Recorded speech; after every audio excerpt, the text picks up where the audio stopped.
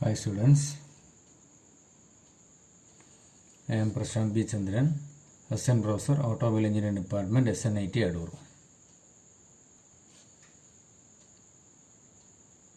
Welcome to my new video.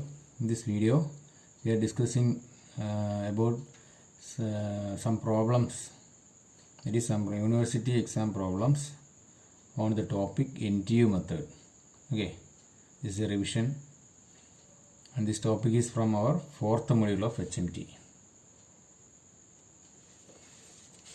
Problem number 1.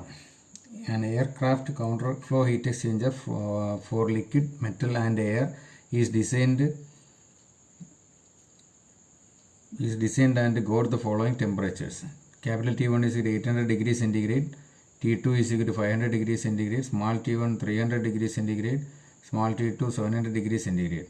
The flow rate of air is 110 kg per second and the CPC is 1100 joule per kilogram Kelvin, and the average flow rate of the metal is 160 kg per second and CPH is 800 joule per kilogram Kelvin. The overall heat transfer coefficient based on air side area is 610 watt per meter square Kelvin. Find the area required for the above mentioned heat transfer. Use NTU method. Okay, that is the question തന്നെ പറഞ്ഞിട്ടുണ്ട് an aircraft counterflow heat exchanger. അപ്പോൾ ഇതൊരു counterflow heat exchanger ആണെന്ന് നമ്മൾ മനസ്സിലാകും question തന്നെ. For liquid metal and air, ഇവിടെ liquid മെറ്റലും എയറുമാണ് അതിവിടെ ഉള്ള രണ്ട് ഫ്ലൂയിഡ്സ് എന്ന് പറയുന്നത്. അതിൻ്റെ ടെമ്പറേച്ചേഴ്സ് ക്യാപിറ്റൽ T1 T2 തന്നിട്ടുണ്ട്, അതായത് inlet and outlet temperature of hot fluid. ഇവിടെ ഹോട്ട് ഫ്ലൂയിഡായിട്ട് നമ്മൾ ലിക്വിഡ് മെറ്റലിനെ കൺസിഡർ ചെയ്യുക. And small T1 small T2, അതായത് inlet and outlet temperature of cold fluid, അതായത് എയറിൻ്റെ ഇൻലെറ്റ് ഔട്ട്ലെറ്റ് ടെമ്പറേച്ചറാണ് ഈ കൊടുത്തിരിക്കുന്നത്. Flow rate of the air is, എയറിൻ്റെ ഫ്ലോ റേറ്റ്, അതായത് mass flow rate of air, cold ഫ്ലൂയിഡിൻ്റെ മാസ് ഫ്ലോ റേറ്റ് ആണ് 110 kg per second എന്ന് പറയുന്നത്. അതിൻ്റെ സ്പെസിഫിക് ഹീറ്റും കൊടുത്തിട്ടുണ്ട്. Flow rate of the metal, അതായത് ഹോട്ട് ഫ്ലൂയിഡിൻ്റെ മാസ് ഫ്ലോ റേറ്റ് കൊടുത്തിട്ടുണ്ട്, അതിൻ്റെ സ്പെസിഫിക് ഹീറ്റ് കൊടുത്തിട്ടുണ്ട്. Overall heat transfer coefficient U കൊടുത്തിട്ടുണ്ട്. നമ്മൾ കണ്ടുപിടിക്കേണ്ടതെന്ന് find the area required for the above mention ചെയ്തത്, നമ്മൾ ഏരിയ ഫോർ ദ ഹീറ്റ് എക്സ്ചേഞ്ചറാണ് കണ്ടുപിടിക്കേണ്ടത്. നമ്മൾ NTU മെത്തേഡ് ഉപയോഗിച്ച് ചെയ്യാനാണ് അവർ പറഞ്ഞിരിക്കുന്നത്. ഓക്കെ, ഇതാണ് ക്വസ്റ്റ്യൻ. തന്നിരിക്കുന്ന ഡേറ്റാസ്, അത് ഗിവൺ ഡേറ്റാസ് എഴുതാം. ഗിവൺ ഡേറ്റാസ്, അതിൽ ഹോട്ട് ഫ്ലൂയിഡ് അതിൻ്റെ ക്യാരക്ടറിസ്റ്റിക്സ് എഴുതാൻ വേണ്ടി, ഇത് കോൾഡ് ഫ്ലൂയിഡ്. ഇവിടെ ഹോട്ട് ഫ്ലൂയിഡ് എന്ന് പറയുന്നത് ലിക്വിഡ് മെറ്റലാണെന്ന് പറഞ്ഞിട്ടുണ്ട്. കോൾഡ് ഫ്ലൂയിഡ് എന്ന് പറയുന്നത് എയർ ആണെന്ന് പറഞ്ഞിട്ടുണ്ട്. അപ്പോൾ അതിൻ്റെ inlet temperature of hot fluid എന്ന് പറയുന്നത് T1 is equal to 800 degree centigrade എന്ന് പറഞ്ഞിട്ടുണ്ട്. അതിൻ്റെ ഔട്ട്ലെറ്റ് ടെമ്പറേച്ചർ എന്ന് പറയുന്നത് 500 ഡിഗ്രി സെൻറ്റിഗ്രേഡ് എന്ന് പറഞ്ഞ് തന്നിട്ടുണ്ട്. Average flow rate of the metal, അതായത് mass flow rate of hot fluid എന്ന് പറയുന്നത് 160 kg per second എന്ന് തന്നിട്ടുണ്ട്. Specific heat of hot fluid എന്ന് പറയുന്നത് 800 ജൂൾ പെർ കിലോഗ്രാം കെൽവിൻ എന്ന് തന്നിട്ടുണ്ട്. ഇനി കോൾഡ് ഫ്ലൂയിഡ് എയറിനെ കൺസിഡർ ചെയ്ത് കഴിഞ്ഞാൽ അതിൽ inlet temperature small T1 300 degree centigrade എന്ന് തന്നിട്ടുണ്ട്. Outlet temperature of cold fluid 700 degree centigrade എന്ന് തന്നിട്ടുണ്ട്. Mass flow rate of the air, അതായത് കോൾഡ് ഫ്ലൂയിഡായ എയറിൻ്റെ മാസ് ഫ്ലോ റേറ്റ് m.c എന്ന് പറയുന്നത് 110 kg per second എന്ന് പറയുന്നത് തന്നിട്ടുണ്ട്. അതിൻ്റെ സ്പെസിഫിക് ഹീറ്റ്, അതായത് CPC, specific heat of cold fluid 1100 joule per kilogram kelvin എന്ന് പറഞ്ഞിട്ടുണ്ട്. ഇനി overall heat transfer coefficient U എന്ന് പറയുന്നത് 610 watt per metre square kelvin എന്ന് പറഞ്ഞിട്ടുണ്ട്. നമ്മൾ കണ്ടുപിടിക്കേണ്ടതെന്ന് പറയുന്നത് to find heat exchanger area using NTU method. Okay, ഇതാണ് നമ്മൾ കണ്ടുപിടിക്കേണ്ടത്. അപ്പോൾ NTU മെത്തേഡിൽ എന്ന് പറഞ്ഞാൽ നമ്മൾ മറ്റേ LMTD മെത്തേഡിലെ പോലെ നമ്മൾ ടെമ്പറേച്ചർ ഡിസ്ട്രിബ്യൂഷൻ ഡയഗ്രാം ഒന്നും വരയ്ക്കേണ്ട കാര്യമില്ല. ഇതിനകത്ത് ആദ്യമേ C മിനിമം കണ്ടുപിടിക്കണം. അപ്പം ക്യാപിറ്റൽ C, അതായത് ഹീറ്റ് കപ്പാസിറ്റി ക്യാപിറ്റൽ C എന്ന് പറയുന്നത് specific heat, mass into specific ഹീറ്റാണ്. അപ്പം നമുക്ക് ഇത് രണ്ടും രണ്ടിൻ്റെയും ഹീറ്റ് കപ്പാസിറ്റി ക്യാപിറ്റൽ സി കണ്ടുപിടിച്ചിട്ട് ഏതാണ് മിനിമം എന്നുള്ളതാണ് ആദ്യം കണ്ടുപിടിക്കേണ്ടത്. അപ്പം നമ്മൾ ആദ്യമേ ഹോട്ട് ഫ്ലൂയിഡിനെ കൺസിഡർ ചെയ്ത് heat capacity of hot fluid എന്ന് പറഞ്ഞാൽ mass flow rate of hot fluid into specific heat of hot fluid. അതായത് മാസ് ഫ്ലോ റേറ്റ് നമുക്ക് ഹോട്ട് ഫ്ലൂയിഡിൻ്റെ 160 തന്നിട്ടുണ്ട്, സ്പെസിഫിക് ഹീറ്റ് 800 തന്നിട്ടുണ്ട്. അപ്പം നമുക്ക് specific heat of heat capacity of hot fluid എന്ന് പറയുന്നത് നമുക്ക് 128 × 10⁻³ വാട്ട് പെർ കെൽവിൻ എന്ന് വരും. അതേപോലെ heat capacity of cold fluid എന്ന് പറയുന്നത് mass flow rate of cold fluid into specific heat of cold fluid. അപ്പോൾ നമുക്ക് തന്നിട്ടുണ്ട് mass flow rate of cold fluid 110 1100 എന്ന് തന്നിട്ടുണ്ട്. 110 എന്ന് തന്നിട്ടുണ്ട് ഇൻറ്റു സ്പെസിഫിക് ഹീറ്റ് 1100 എന്ന് തന്നിട്ടുണ്ട്. നമുക്ക് CC അതായത് heat capacity of cold fluid എന്ന് പറയുന്നത് നമുക്ക് 121 × 10⁻³ വാട്ട് പെർ കെൽവിൻ എന്ന് തരും. അപ്പോൾ ഇത് നമ്മളത് കണ്ടുപിടിച്ചതെന്ന് പറഞ്ഞാൽ heat capacity of hot fluid കണ്ടുപിടിച്ച് heat capacity of cold fluid ഉണ്ട്. അപ്പോൾ ഇതിൽ ഈ രണ്ട് വാല്യൂസിൽ ഈ വാല്യൂസും കൺസിഡർ ചെയ്ത് ഇതിൽ ഏതാണ് മിനിമം വാല്യൂ. അപ്പം നമുക്കറിയാം ഇവിടെ 121 × 10⁻³ ആണ് മിനിമം വാല്യൂ, ഇതിനെക്കാട്ടി കുറഞ്ഞ വാല്യൂ. അപ്പം ഇവിടെ സി മിനിമം എന്ന് പറയുന്നത് നമുക്കറിയാം CC ആണ്, അതായത് ഇതാണ് മിനിമം വാല്യൂ. അതായത് 121 × 10⁻³ വാട്ട് പെർ കെൽവിൻ എന്ന് പറയുന്ന സി മിനിമമാണ് ഇവിടുത്തെ മിനിമം വാല്യൂ. ഇത് ഒരു ഇമ്പോർട്ടൻ്റ് ഡാറ്റയാണ്. ഇത് വെച്ചിട്ടാണ് പ്രോബ്ലംസ് അങ്ങോട്ട് ചെയ്യുന്നത്.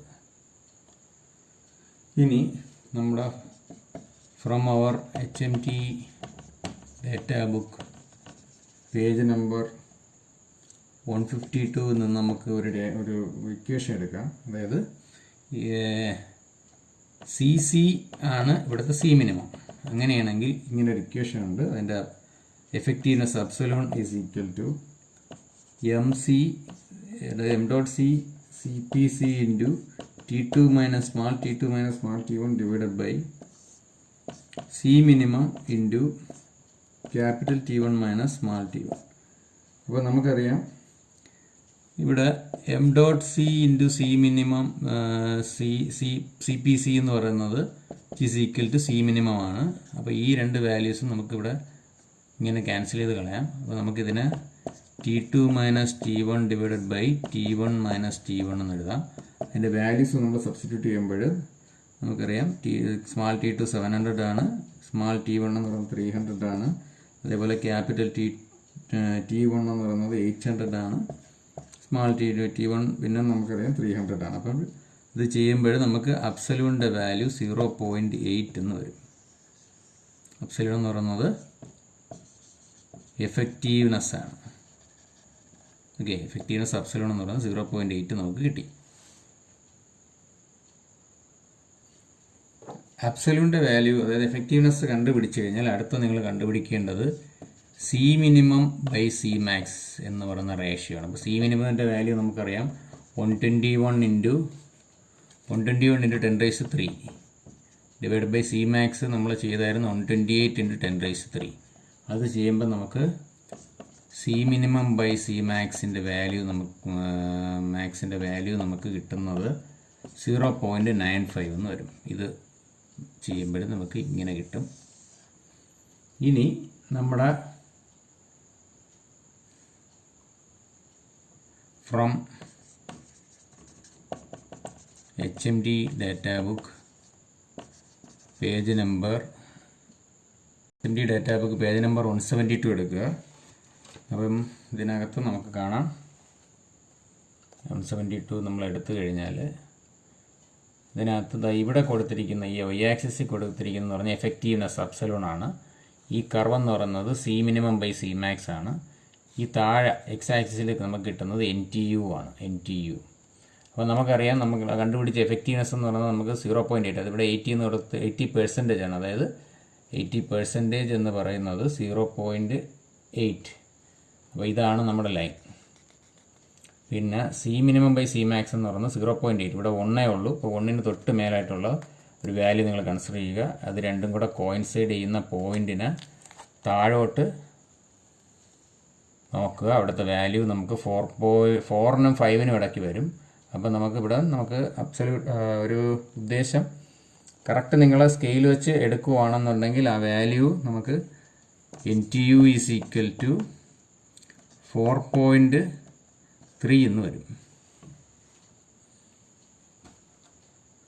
സോറി 4.3 അല്ല, കുറച്ചും കൂടെ സ്പെസിഫൈ ചെയ്ത് നോക്കിക്കഴിഞ്ഞാൽ 4.3 അല്ല വരുന്നത്. അതായത് അബ്സല്യൂട്ട് വാല്യൂ 0.8ഉം ഇതാണ് ലാസ്റ്റ് ലൈനിൻ്റെ തൊട്ട് മേലിൽ, അതായത് 1 അല്ല 0.95, 1ൻ്റെ അടുപ്പിച്ച് വരും.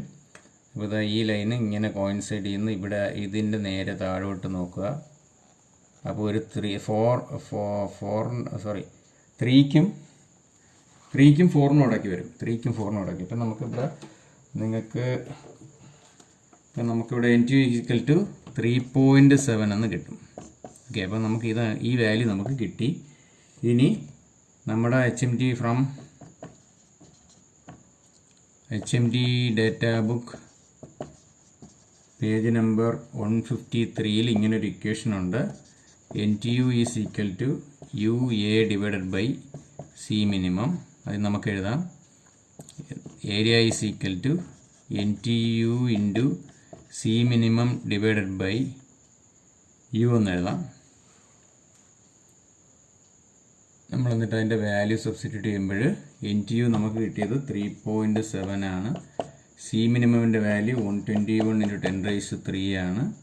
യുവിൻ്റെ വാല്യൂ അവർ തന്നിട്ടുണ്ട് 610 ആണ്. ഇത് നമ്മൾ കാൽക്കുലേറ്ററിൽ അടിച്ച് ചെയ്യുമ്പോൾ നമുക്ക് area is equal to 733.93 m² എന്ന് വരും. ഓക്കെ, അപ്പോൾ ഈ ഒരു മെത്തേഡ് ഇതേ കണക്ക് ഫോളോ ചെയ്ത് പോവുക.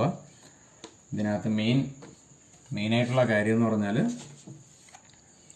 നമ്മൾ ഈ ഗ്രാഫിനകത്തുനിന്ന്, അതായത് ഇവിടെയുള്ള എഫക്റ്റീവ്നെസ്സിൻ്റെ വാല്യൂ എത്രയാണ്, ഇപ്പം 80 എന്ന് ഇവിടെ കൊടുത്തിരുന്നാലും നമുക്ക് അത് 0.8 ആണ്. 80 എന്ന് പറയുന്നത് ഇൻ പെർസെൻറ്റേജ് ആണ്. അപ്പോൾ 0.8 ആണ്.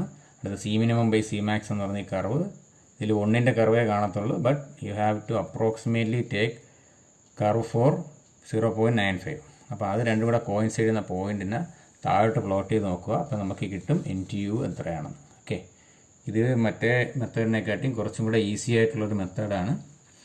പക്ഷേ ഈ മെത്തേഡിൽ NTUവിൽ ചെയ്യാൻ പറഞ്ഞാൽ മാത്രമേ ഇതിനകത്ത് ചെയ്യാൻ പാടുള്ളൂ. Okay, and thank you for watching this video. Have a nice day.